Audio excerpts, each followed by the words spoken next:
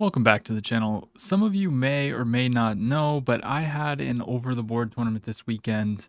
Today is Sunday, the day that I'm recording it, and yesterday was Saturday, the day that I played the tournament. The tournament consisted of 4 games. The time control was 55 plus 5. And in today's video, we're going to be recapping games 1 and 2, and then we might do 2 and 3. We might do 3 and 4 in their own separate videos, and the reason for that is, well, you're about to see the first game. So, the first game, we were playing a guy named Brian, and Brian, I don't think, has played too much chess.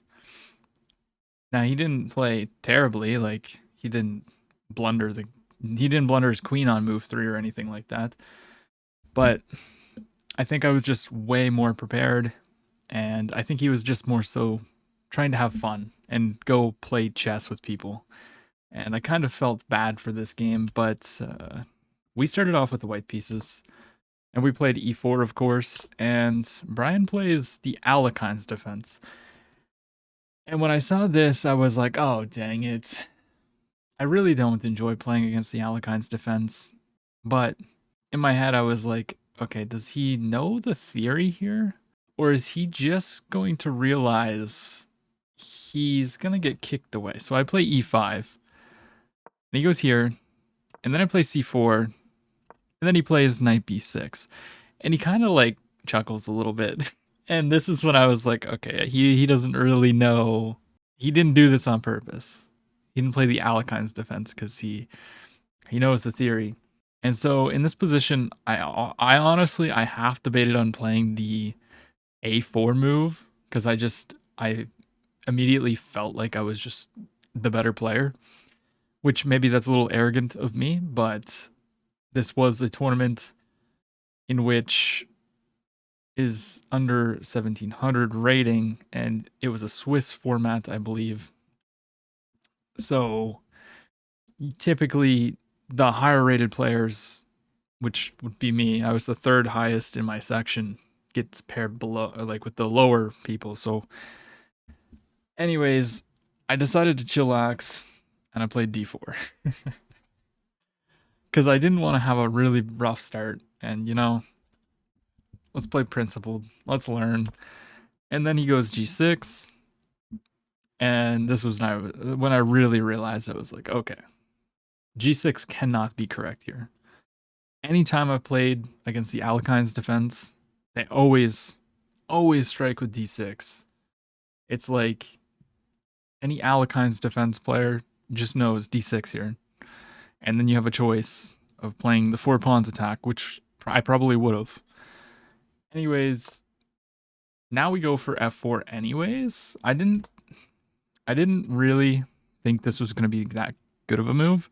I did look at c5, kicking the knight back to the center. But, I thought, let's just chill. Let's take control of the whole center. So I played f4. And I knew his next move because he played g6. I knew he played g6 to play bishop g7. Honestly, if you play g6 and you don't play bishop g7, then what are you doing? So he plays there, and now we just develop. And I went into this. I always go into my over the board games with the mindset of like, okay, let's just play pretty principled. Let's get our pieces active, and let's try not to attack too early, because that's something that maybe I do too much on online chess, but where we have an absurd amount of time to think and come up with a plan on later, I just figured, let's get the pieces out, and then, let's attack. We have 4 pawns in the center, he has 0. So I was like, even if I go here, here, here, here, like, I'm just going to be better. And then he played h6, sorry.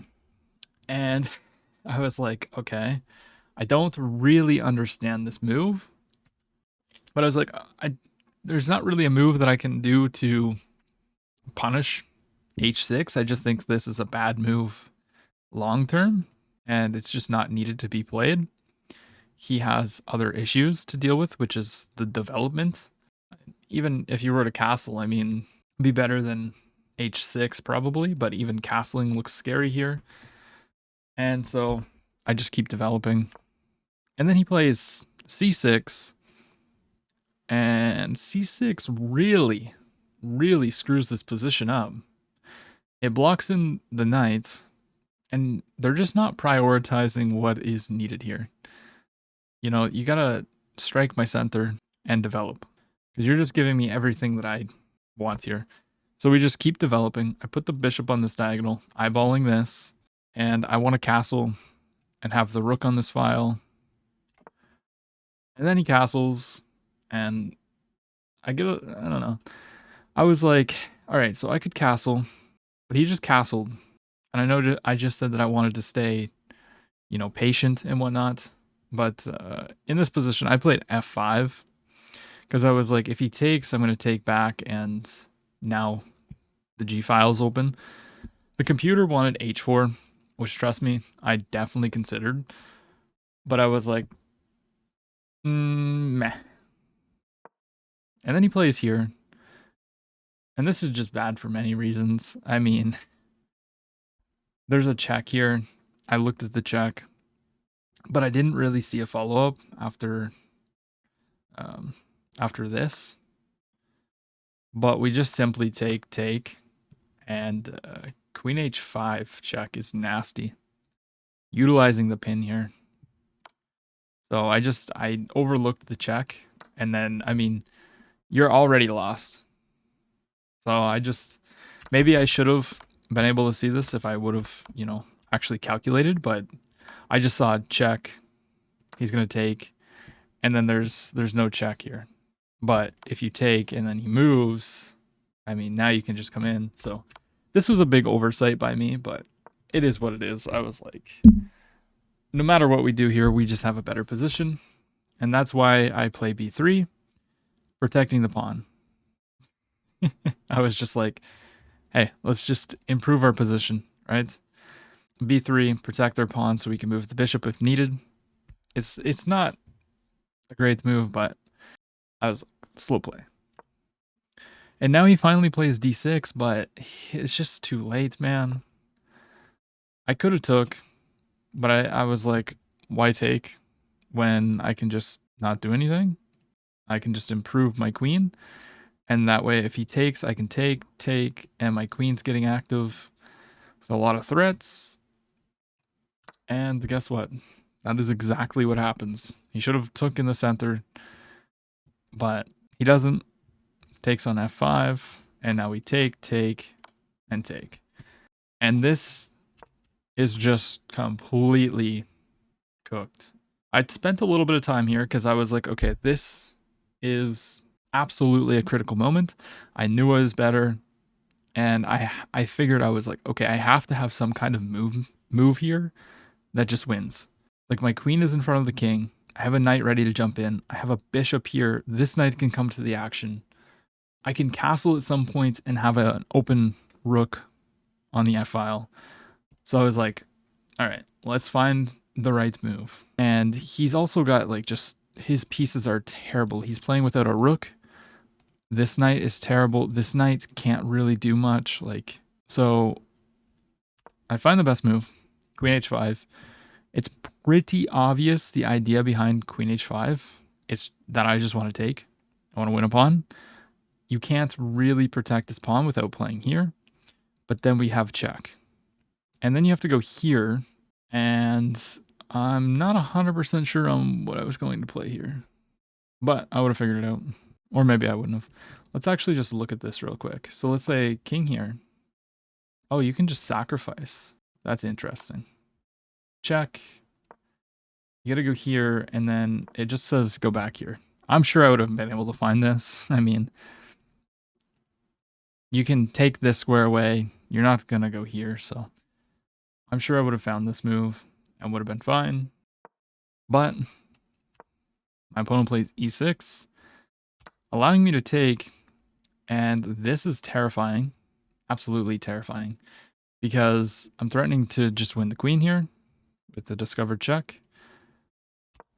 They play f6, best move, and we simply just take.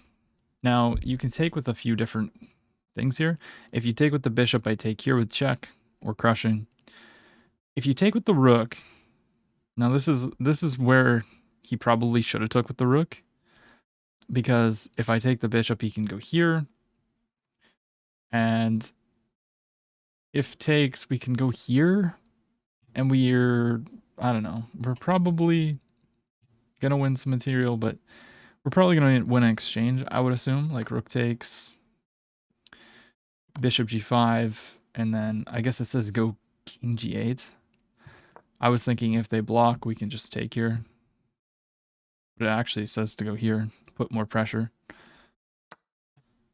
So, anyways, he takes with the queen, and then I play queen g5, and Brian resigns because he realizes if he blocks with the queen, I take it.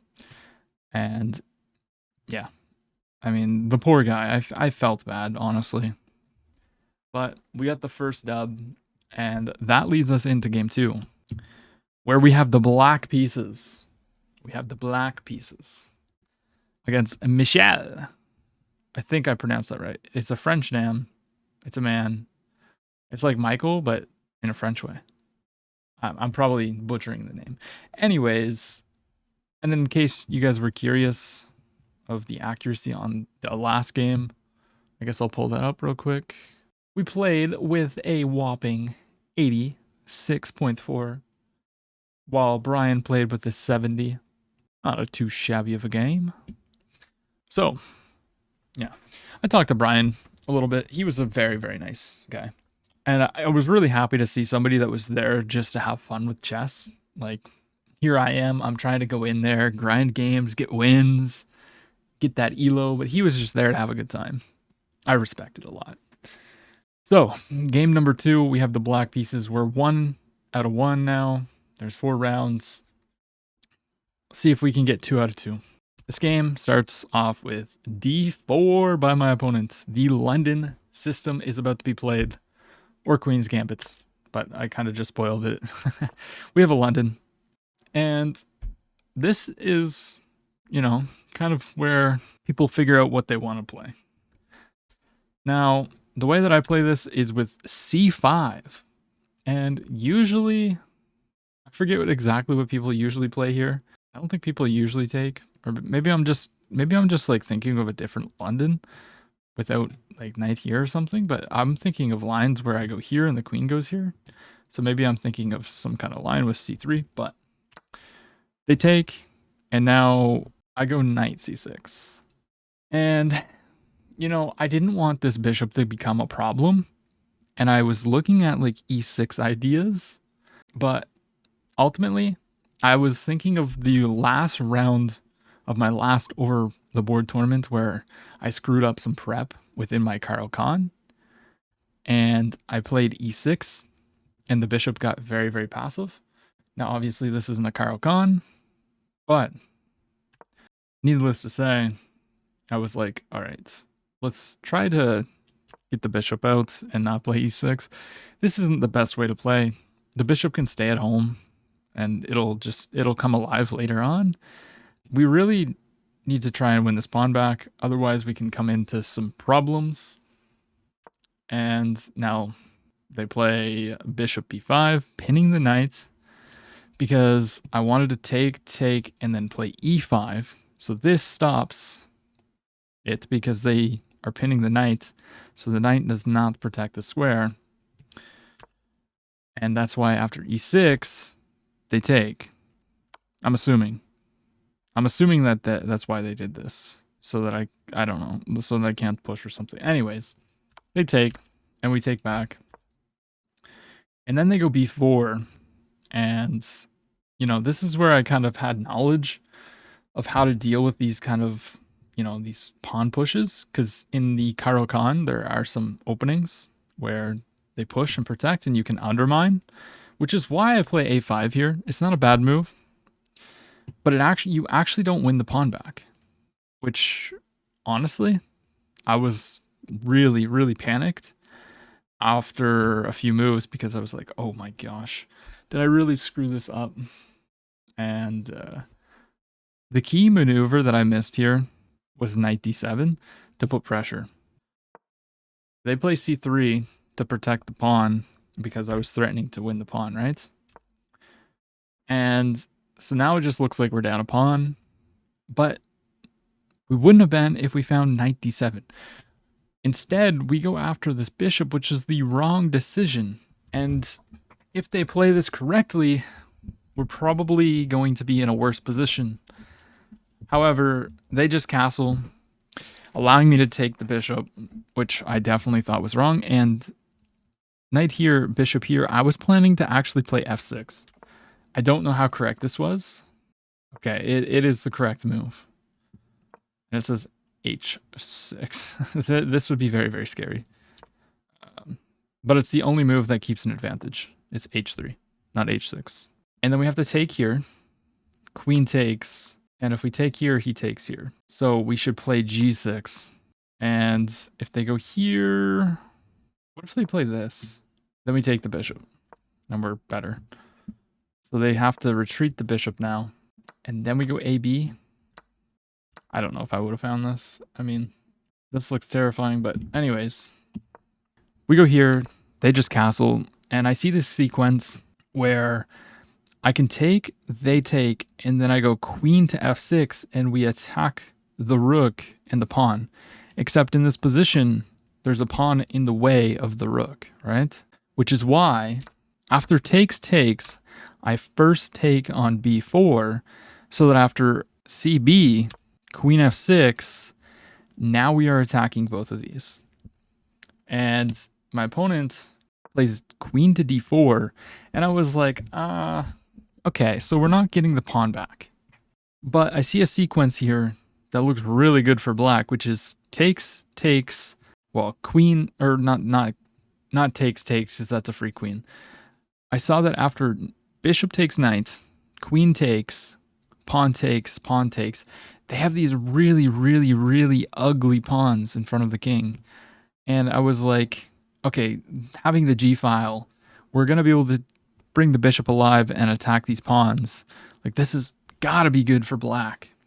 And so that's why I took here, which the computer agrees that is the only move to keep an advantage for black.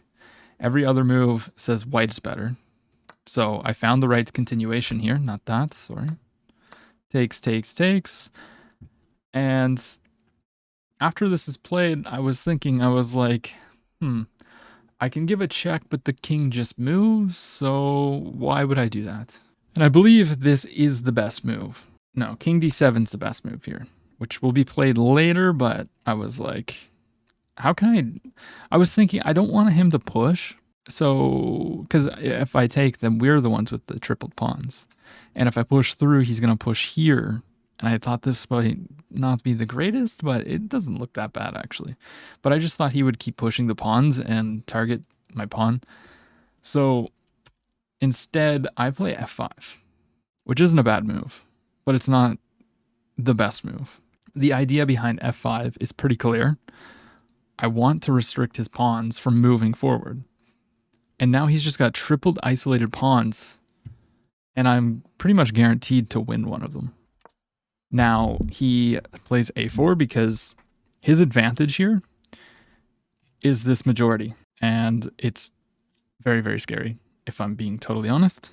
So after a4, we play bishop h6. However, bishop g7 is the better move, but I thought that I could just go bishop g7, he's just going to move the rook. And then my bishop's, what's it doing here? Obviously, it's on a great diagonal, but, I mean, bishop g7... Rook a3, now what? That was what I was thinking. It wants this, and then king h1, and then it says rook b8. But, I don't know. This doesn't look very good to me. It says the only move is rook g1. So it's saying to sacrifice this. But I don't really see that happening. What if they play here? Then you can do this, you're threatening this pawn. Rook c1. And then you can take here. I don't know. Anyways, I was just like, let's just take the pawn back. And that's why I played bishop h6. Now they develop, which I thought was very natural. I had figured that this would be played. I obviously was like, okay, he can push the pawn, but my king's just going to come over and the rook will be able to stop the pawn, and I don't think he'll be able to keep all his pawns connected, so I wasn't really too worried. I was very worried, but not like, I wasn't like, okay, he's winning right now. We cash in, and he plays rook a2, which I thought was a weird move, but I don't know. It's not like terrible. I thought maybe he wants to double up or something and then just push, but now we play king d7. And playing king d7 does a couple things. It connects the rooks, which you always want. But I was also like, what if I push and bring the king up through? But also, if he ever tries to take or push through, we're going to take, and then our king's going to get in potentially. I don't know. I don't know what I was thinking. My king's just closer to the pawns. Obviously, if push takes, my king can obviously not go here. So that's not what I was thinking. But I just want my king close to these pawns. Because if he gets 2 passed pawns going versus 1 rook, the rook's going to lose. So the king needed to assist. Knight e2 attacks the bishop. I can throw an in-between move here. Rook g8, just improving the rook. And then I move the bishop. And, you know, I kind of just, I deducted the moves down to this because I was like, well, I can't go here. I can't go here. I can't go here. I can't go here. I can't take. I could go here, but then what? I can't go here. And if I go to b8, that's just stupid. So I was like, okay, the only move is bishop c7, obviously, right? Now going here or here, once again, just doesn't feel right. Intuitively, I was like, okay, bishop back here. And it supports pushes. It also, you know, it just helps protect against these pawns. So that's exactly what happens. Now he goes rook to g1, and I play rook to g6. I thought this was pretty, like, you know, I thought this was smart. The point is that if he takes, we're going to get this really, really large clump of pawns. And I thought this would be good for me. And I also was thinking of a world where, like, takes. I have this bishop here, and the rook can potentially come over. However, the computer says that you need to go rook b8 and target this pawn. But the problem was I just did not see any follow-up after rook b8 because I was like, okay, I attacked the pawn. He just protects it. So what? But he takes. Apparently he should have pushed the pawn. And now we take, and we're a little bit better. He pushes here, and then we go e5. Now this clump of pawns is going to start rolling down the board, just like his is. This is scary for both of us. I can't imagine the feelings that he felt. I just know what I felt, and I was terrified. I was just imagining these pawns breaking through. I was like, ah, oh, dang it. But I kept my cool here, and yeah, I mean, really, there's nothing here. He can't break through. I have enough defenses to stop the pawns. Now he goes rook to d2, and here I was like, well, what does he want? He wants me to, I want to push. And if I push, he wants to go here so that if I push through, he can take the pawn with check. So I was like, okay, we can't push because then he undermines me. And so I go rook b8, attacking the pawn. He pushes, and in this position, I was like, so if I take, he's going to go here, and I can't come back and protect, and I'm losing. But I'm an idiot. Because I can just take the pawn. If he pushes, we just go here, and we're completely winning. So he has to go here, and then we can go all the way back. And if he pushes, we just go here, and now the pawn's even weaker. It's scary, but the pawn is weaker. This is also a weak pawn. Now, if he could get the knight to this square without me being able to take it, it would be very, very bad. Because then he's going to remove the defender. However, I saw some ghosts here, which is why I did not take the pawn, and I played rook a8, which apparently is the best move. Apparently they're both best moves, but anyways. Stockfish is so weird. Then he goes back, and so we kind of induced him to push a pawn forward, which weakens the pawn, because back here it's protected by this pawn. So in a sense, we were doing good. And now we push d4. Terrifying. Terrifying. My pawns, he's only got 2 pawns here. So if I can play like something like this and just have the pawns, oh, you ain't stopping those pawns, and his king is out of play. He goes king to g2. I play king e6, trying to sneak in through here. And yeah, it looks really, really scary for white. But once again, I'm so terrified of these pawns. And now he plays f4, because if I take, he wins this pawn. So there's a key move here, which I saw this move. I saw f4. I was like, okay, I was prepared with d3, which apparently is not a good move. Oh, what is the best move here? Let's look at the engine. Okay, now the engine has reevaluated and said d3 is best. What is this going on about? Hold up, let me show you. Like what? What is this? This is d3 is the best move. And then it's played, and now it's 1.4. What? Pardon? Yeah, it's weird. Anyways, this is what was played, and now he goes knight c3. I kind of expected him to go here. Why? I don't really know, but I expected him to go here, and then I was going to push through, which, I mean, I do that anyways, because in this, if you give this position to anybody, who wouldn't be playing e4 here? Look at the pawn wall. If he goes here, we're just pushing. We have connected pass pawns. Come on, this has to be winning for black, is what I was thinking. And then he goes b5. We take it, knight takes, and I was like, oh, wow. He's threatening a fork. And my bishop. So if I mean, I can move the bishop anywheres, and the knight can't fork me. Okay? But for some reason, like, it's so... It sucks looking back at these kind of positions, because you're like, dude, you can move the knight or the bishop anywheres, and it still protects the fork. So I was thinking, in the game, I was like, oh, I can't move the bishop, because if I move the bishop, then I get forked. He forks my king and rook. And that's why I played king to d7. You can just simply take this. There's nothing stopping you from taking it. Now, I mean, maybe he pushes, and now the king can't come here, but I was also happy with trades.